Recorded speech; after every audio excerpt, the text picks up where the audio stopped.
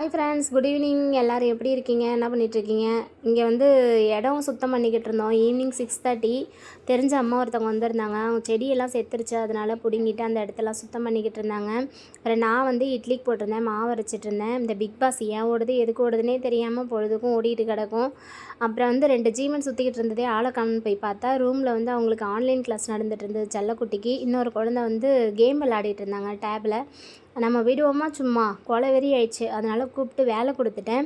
எனக்கு வந்து என்னென்னு பார்த்தீங்கன்னா, நான் டிஃபன் செய்யணுமேனு சொல்லிட்டு மாவு அரைச்சிக்கிட்டே நான் வந்து குழிப்பணியாரம் செய்ய ஆரம்பிச்சிட்டேன். இந்த கேரட் பொரியல் செஞ்சு கொடுத்தா என் செல்லக்குட்டி சாப்பிட்றதே கிடையாது.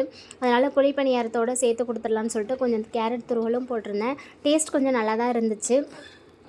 நம்ம கொடுக்குறது தானே குழிப்பணியாரம், அதை நம்பி சாப்பிட்டு தானே ஆகணும் அவங்க. அதனால் நான் பாட்டுக்கு காயையும் போட்டு சொல்லாமல் கொடுத்துட்டேன், சாப்பிட்டுட்டாங்க.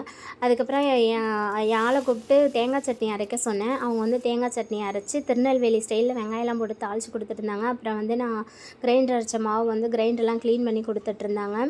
அப்புறம் வந்து சாப்பிட போயாச்சு. பிக் பாஸ் பார்த்துக்கிட்டே சாப்பிட்லான்னு சொல்லிட்டு அப்போ தான் டாஸ்க் ஸ்டார்ட் பண்ணாங்க. சரின்னு குழிப்பணியாரம் வச்சு மழை பெய்கிற மாதிரி சில்லுன்னு காற்றடிச்சிட்டு இருந்தது. அப்புறம் ஹாலில் உட்காந்து சாப்பிட ஆரம்பிச்சிட்டோம் பிக் பாஸ் பார்த்துக்கிட்டே.